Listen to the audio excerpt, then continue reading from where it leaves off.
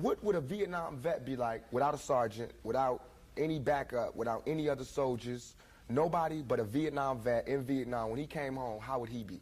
And that's me. I had to go through all that street, war, everything, the same drugs that everybody else get turned out on. You know, where I would have been stopped short of, I made it past. And here's where I am. But because I made it past, I missed some lessons. You know what I'm saying? And you can see the lessons that I missed when you talk to me. You can see where I haven't had a father when you talk to me. You know what I'm saying? You can see where I spent a lot of my time in the streets when you talk to me. Because the words that I say are not words that come from a mother's mouth or a father's mouth. It's words that comes from a pimp's mouth or a prostitute or a hustler or a drug dealer. You know what I'm saying? But to me, these were my role models. How much of that, though, in terms of growing up without a father, sometimes not being with your mother, do you lament on and look back and say, damn, I missed something big? Everything. I know for a fact that had I had a father, had I had someone, and I hate saying this because white people love hearing black people talk about this, but had I had a father, had I had some of these opportunities, I'd have been able to help my mother more. She wouldn't have went the road she went. I could have been a better son. You know what I'm saying? She wouldn't have went that road. It was the absence of my father. You know what I'm saying? I'm dealing with him being daddy not being there. My mother's dealing with him being my man not being there. You know, so many problems in our community that affect everything. So by me not having that, I ain't never want to hear nothing about no kind of relationships between a black man and a black woman. I knew they didn't work. Because as far as I knew, my daddy was the coolest dude out there. And my mama was a Panther. So if they didn't work, it don't work. That's how I felt. You know what I'm saying? And going out there, you know what I'm saying? It's like watching my mother just go through changes and everything. It's like my mother's my partner. She a soldier. You know, she a soldier like I'm a soldier. You know, and I watched the peep the game that she went through. If I would have went the same way my mother went, had not she did her route and showed me where it went wrong with her. My mother always told me, don't you ever, ever just volunteer yourself to our people, because they'll use you. That's what they do. You know what I'm saying? She also told me to follow my heart and for me to be the leader. But it's interesting to see just the change in your face, your reaction, your thought process. That's all I ever wanted to do. Ask my mama. I wanted to go to college. I went to school all the way and was ready to go to college. The only thing that stopped me was money. The time all the kids in my school was writing applications to go to college, I didn't have no lights and no electricity. And that ain't my mama's fault. You know what I'm saying? So when I think back to that, I'm not thugging for me. I'm thugging for my family. I pay all the bills. You know what I'm saying? I feed my whole family. Wrong or right, I do. And I can't stop. You know what I'm saying? I have something to offer to business that hasn't been shown before. You know, I have a whole energy that represents not just black youth, but white youth, Mexican youth. You know what I'm saying? That change right before you go from being 18 and unresponsible to when you go to being like 21, 22, and the whole world's on your shoulders. I believe strongly that my audience empathize with me because I show that side. I show that emotion, raw, uncut, good and bad. And so I think I can bring that more funnel, more directed into screenplays, more. I trip off because it happens out of nothing. It just goes, you know, everybody just be screaming and acting, and I just trip. I get uncomfortable, and it's like similar to a deer being caught in the headlights. I just freeze, you know, and I don't know what to do. I don't know if I should be what they want me to be, or if I should make them hate me so they can stop. You know, like say something mean so they can just stop. But I'm just like caught in the middle of it because you can't. I mean, no one can do that. Police can't do that. They can't stand in front of all those people and control them with a gun and mace and all that. So me with just words, it's like a battle to find the right words to say at the right time. I'm curious, when you think about the idea that you do have that kind of control over so many people, in one sense, the whole idea of being a role model comes up in the imagery. And a lot of people who know you, and I talked to them beforehand, suggested that, hey, you know, when you meet him, he's going to be something entirely different than you imagine and what the media is portraying him. What about that idea that you have been portrayed? And sometimes, I mean, to be honest, you like the portrayal of you just hard, That's thug. Right. That's right. Don't step on me. That's right. You're in trouble. That's right. Yet there's another side to you, too. What about that idea that you've got to be able to figure out where you're going? To me, it's like it is my sensitive side that likes to blow up the hard side, because if my image or my reputation can stop a confrontation before it happens, I'm fine. You know what I'm saying? I know how it is day to day. It's a constant man ego check going on in this street, in this world. So part of that is just like, you know, that's my resume. But as far as the media, they look at it as something different. They don't care about my resume. They don't care about me not getting in trouble. It's just another story, you know, and it's a real story. They don't have to pay for it, and they're going to milk it for all it's worth. As far as people, they want me, when they first see me, to humble myself. They want me to be like this and da-da-da, just because they're scared of me. But I don't feel like that's my job, to humble myself, to show you that I'm not a threat. I'm not a threat, unless you're a threat to me. You know what I'm saying? So when people say, when you meet Pac, he's different than he is, because when somebody one-on-one, anybody one-on-one, I believe, honestly, that I can talk. I believe that I have the ability to reason, I have logic, I have compassion, I have understanding. If we talk, there's no problems. You know what I'm saying? But that's not what happens. People use what they heard in the media, and that's how they come at me. And then, you know, we got a clash. One of the things that you read in the media is that you're angry, that you personify your generation, that you just got some angry folks out there, and you're one of them. I'll put it to you. Are you angry? Are you angry with what you see society is about? Yeah. I'm extremely angry, confused.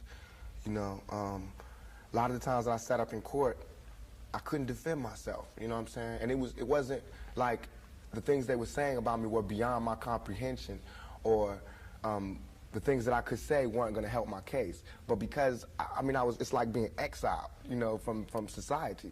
And that's how I feel. And this whole, the anger comes from, I'm tired of waiting for my past to get into society. All I ever wanted to do was make me and everybody around me feel more comfortable about where we were. You know what I'm saying? About the places that we stayed. This is our home base. Let's build it up. Let's be happy about where we come from. You know what I'm saying? Instead of trying to assimilate and get a pass key to where they at. You know what I'm saying? Not to say that everything needs to be separate, but we got to find pride in ourselves. You know what I'm saying? And once you get the pride, like damn near 2 seconds after the pride comes anger. From being held like that for so long, and to be made to go through those changes, you get mad. You know what I'm saying? I believe as soon as any black man receives his first 3 checks, he starts getting mad. Because it's not about the necessity of having to have a job and having to pay and having to do that. You don't care no more about the smiles and the, you know, yes, massa, because you done got paid. You know what I'm saying? And now it's like you want to save money. You want to help other people. And you see how far it is, how far you have to go to help anybody in your neighborhood. It's set up for me when I get paid, for me to exit the ghetto. You know what I'm saying? The only reason I've had these problems is because I haven't left yet. And these problems don't come from a white man. It comes from just society, the problems that we have. Let me put this to you. A lot of people tell me Tupac is, for the most part, a nice guy. This old thug thing, hype. Good for record sales. Helps him identify with the young people who are out there and angry, who would maybe label him a sellout, like they did Hammer, if he didn't have that hard side. What about that? First of all, nobody could call me a sellout. I'm not going for that. I'm not even in that. I'm not looking for approval from the black community, because we don't give approval. You know, we don't really do nothing but exist. So it's not like black people could tell me, you a sellout or you true blue. You know what I'm saying? It's not that. I'm not even caught up in that. But I can see that, you know what I'm saying, the one thing we do have in common as black people is we share that poverty. So the thug side is more closer to the poverty than me being rich. You know, how can I come to any community center, you know what I'm saying, sporting a Rolex Presidential, all these diamonds, and be like, look, we, you know what I'm saying, gotta. But now, when I say we, they know what I mean. I'm not saying like I live in this neighborhood and nothing, but I'm a thug, and they thugs. They can relate to it. I don't even have to say that, you know what I'm saying? When I come, I don't have to say I'm real. They already know that, you know what I'm saying? From me being me, from not pushing the thugness, but I know from the business that everybody in this business is always whispering in your ear about what you can't say, what you can't do, what you can't wear in this world and in this world. It's 2 worlds, a white world and a black world. All I did was stand in the middle, you know what I'm saying, and say I'm living in both worlds. I can go to the streets and survive, and I can go out here and do my business out here. I'm play devil's advocate again. All right. Critics say, yeah, but you're being pimped. You're being pimped by the record executives who will allow you to do your thug life because it portrays a certain black. I mean, you've heard it, that if you were just a singer. The press and the media make you think that a black man arming himself is illegal or criminal, or that he wants to arm himself to rob a liquor store or something. You know what I'm saying? That is for me to defend myself, and it should always be. It's just about surviving, you know, and we have to be honest about the tools that we use to survive. And why is a black life any more recoupable than a white life? You know what I'm saying? We know that they don't put the same security in the ghetto that they do in the whites in the white neighborhoods. So therefore, for me to be out here saying don't, you know, put your guns down and no violence, that's hypocritical. And if I didn't talk about the violence, everybody would act like the violence wasn't there. We, as rappers, bought that violence. We bought the violence that we seen on the street. We put in our records for years. And after 3-4 years, people finally starting to see it because of all the statistics that's going on in the streets. If we stop talking about it, then they wouldn't take statistics. And when they stop taking statistics, then we'd be killing each other in the street, and these white people wouldn't care no more. Only reason they care is because, you know, there's been some strays, and we done slipped over in the white neighborhoods, and there's kids in Iowa that want to be like us. You know what I'm saying? There's kids in Indiana that's trying to be like us, because they can relate too. You know what I'm saying? You even admitted, I don't live in that neighborhood anymore. There's no real reason for you to carry a 9mm. Don't believe that. Why? In 2 years, I've had a gun pulled on me by my limo driver, by police, by everybody. You know what I'm saying? And I better be. I better be. You know what I'm saying? I've been attacked. You ain't read the papers about these skinheads trying to blow up black churches. Why? They see me as the enemy just like y'all do. You know what I'm saying? They can come to my house and sit outside my house just like anybody else can. A skinhead. And once my life is gone, it's gone. Can't nobody give it back to me. Not the judge, not the president, not the governor, not Calvin Butts, not Jesse Jackson. They can't do nothing but come to my funeral and talk pretty about how black people suffer. You understand? And as far as Jesse Jackson, my first acting job was at the Apollo Theater when Jesse Jackson was running for president in 1984. It hurts me for him to say anything negative about any rapper because we supported him. He should support us. You know what I'm saying? As far as his image, you know what I'm saying? What was he doing? You know, he should be the last person talking about gun violence when he sat right there while Martin Luther King caught one in the neck. You know what I'm saying? Things ain't really changed that much.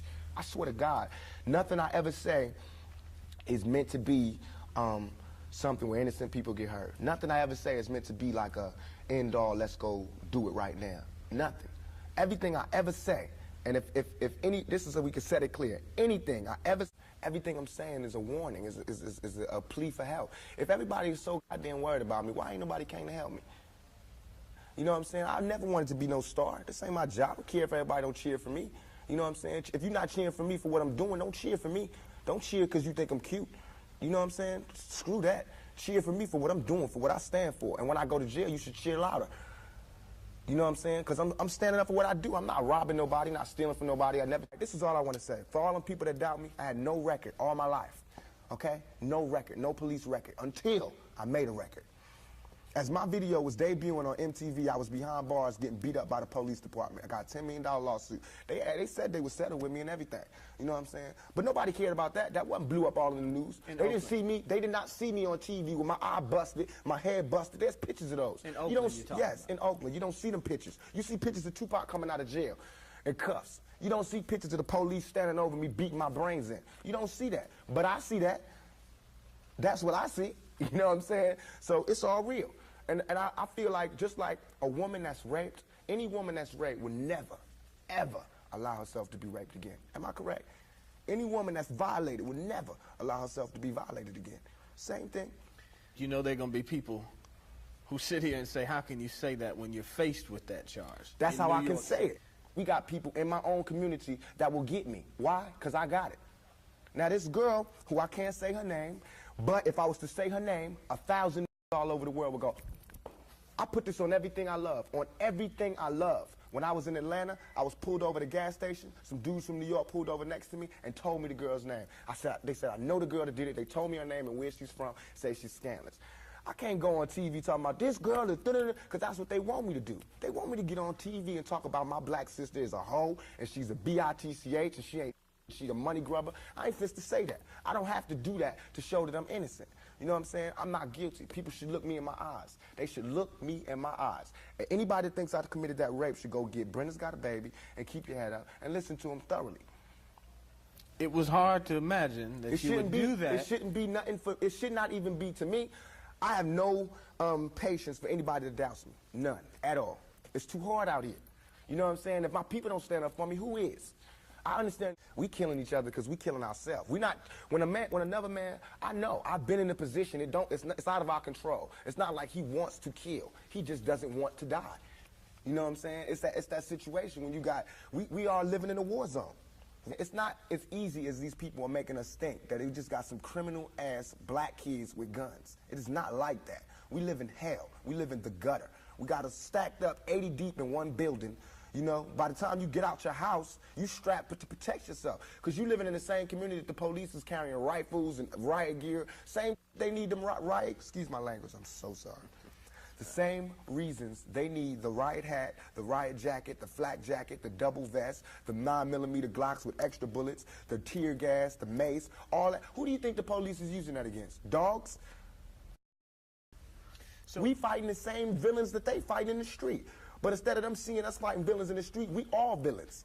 Is your generation the one that is picking up for where the Panthers left off, saying, all right, enough is enough? The generation before us forgot about the fight. We're picking it back up. Not only forgot about the fight, forgot about us.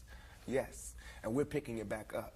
But at this level, all we're trying to do is unite. And right now, as a year, we got 1 million people that's listening. Now we can tell them something. Now we can try to get them that way, and we might lose some. We might gain some, but we would never even have that audience had we not said what was real. You know what I'm saying? And the main thing for us to remember is that the same crime element that white people are scared of, black people are scared of. The same crime element that white people fear, we fear. So we defend ourselves from the same crime element that they scared of. You know what I'm saying? While they waiting for legislation to pass and everything, we next door to the killer. We next door to him, you know, because we up in the projects where it's 80 in the building. All them killers that they letting out, they right there in that building. But it's better, just because we black, we get along with the killers or something? We get along with the rapists because we black and we from the same hood? What is that? We need protection too.